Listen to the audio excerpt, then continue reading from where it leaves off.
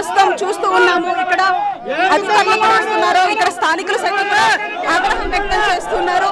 ఒకసారి వస్తున్నటువంటి ఎమ్మెల్యే మీద ఆగ్రహాన్ని వ్యక్తం చేయడంతో ఒక్కసారిగా కూడా ఇక్కడ ఉన్నటువంటి అతను కూడా వెళ్ళిపోతూ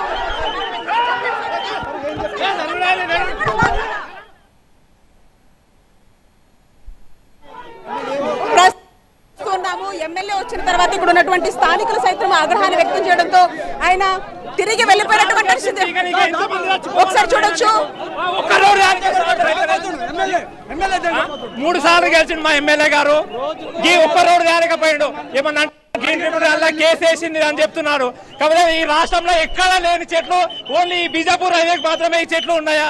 ఒకవేళ ఉంటే ఈ చెట్లు కాకుండా మనుషుల ప్రాణాలు ఇంకెన్ని పోయినాక ఈ కేసు విత్డ్రా చేసి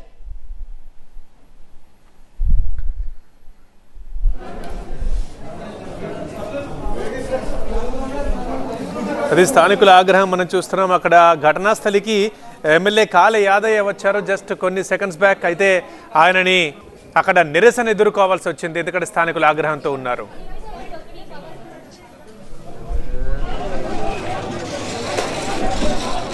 ప్రస్తుతం ఎమ్మెల్యే వచ్చిన తర్వాత స్థానికులు ఇక్కడ ఆగ్రహాన్ని వ్యక్తం చేశారు. దీంతో అతను ఘటనాస్థలం నుంచి వెళ్ళిపోయినటువంటి ఆ పరిస్థితులు మనం చూసాము. అయితే ప్రధానంగా ఇక్కడ ఈ రోడ్డుకు సంబంధించినటువంటి వెడల్పు విషయంలో ఎందుకు ఇంత ఆలస్యం వహిస్తున్నారు?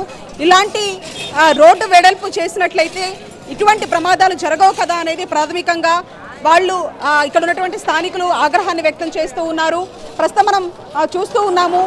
ఇంకా ఆ బస్సుకు సంబంధించినటువంటి ఒక్కొక్క సీటుకు సంబంధించి అంటే ఆ భాగాలన్నింటినీ కూడా తొలగిస్తూ ఉన్నారు. అంటే ఏ పార్టీకి ఆ పార్టీ అంతా కూడా నుజ్జు అయిపోయినటువంటి పరిస్థితి. ప్రస్తుతం ఇక్కడ ఒక ఈ బస్సుకు సంబంధించినటువంటిదంతా కూడా తొలగించేటటువంటి ఆ శిథిలాలన్నింటినీ కూడా తొలగించేటటువంటి పనులు జరుగుతూ ఉన్నాయి.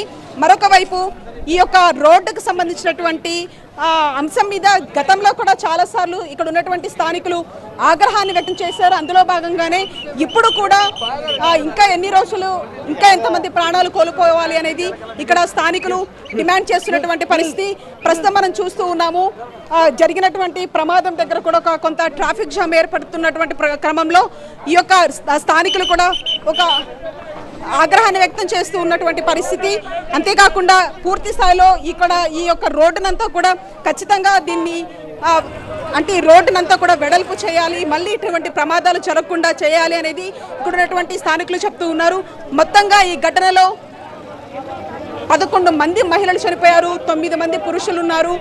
ఇది ఒక అత్యంత విషాదకరమైనటువంటి ఘటన చెప్పుకోవచ్చు. కొద్ది సంవత్సరం క్రితం కూరగాయలు అమ్ముకుంటున్నటువంటి వాళ్ళ మీద ఒక్కసారిగా లారీ వచ్చి అతివేగంగా ఢీకొట్టడంతో కూడా అక్కడ కూడా పదుల సంఖ్యలో చనిపోయినటువంటి పరిస్థితి.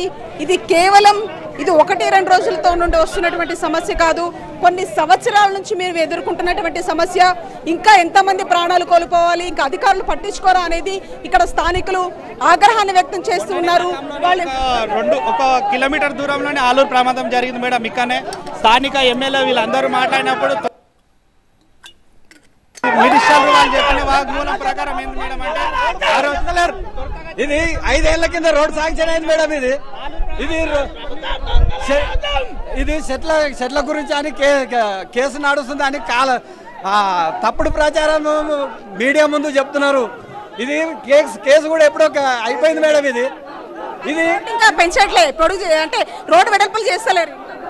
రోడ్డు ఇది 2018 అయితే రోడ్డు వెడల్పు కోసమని మేమంతా తిప్పలాడుతున్నాం. వీళ్ళందరూ ఏం చేస్తారంటే ఎవరైనా ఒక ఇన్సిడెంట్ జరిగినప్పుడు వస్తారు, అది ఇది చేస్తారు, 2 రోజులు ఆడావిడి ఉంటుంది మేడం. అంత తర్వాత మళ్ళీ యథావిధిగా ఉంటుంది. ప్రతిరోజు రోడ్డు మీద పోవాలంటే ఎక్కడో ఒక దగ్గర ప్రమాదాలు జరుగుతున్నాయి, చనిపోతూనే ఉన్నారు. రీసెంట్ గా మల్కాపూర్ దగ్గర అయింది, ఏదో ఒక దగ్గర జరుగుతూనే ఉన్నాయి మేడం. ఆలూరు గెట్టు మన కూరగాయల మీద పోయిన వాస్తవం అయితే ఇష్యూ అయింది. రోడ్డు విషయంలో ఖచ్చితంగా కూడా వీళ్ళు నిర్లక్ష్యం వహిస్తున్నారని చెప్పేసి ఇక్కడ ఉన్నటువంటి స్థానికులు ఇక్కడ నిరసన తెలుపుతూ ఉన్నారు. రోడ్డు మీద బైఠాయించినటువంటి ఆ దృశ్యాలు ప్రస్తుతం మనం ఇక్కడ చూస్తున్నాము. ఇది కేవలం ఒక్క రోజుతో ముగిసినటువంటి ఘటన కాదు. గతంలో కూడా చాలా ఘటనలు జరిగాయి. చాలా ఘటనలో కూడా మేము చాలా మంది ప్రాణాలు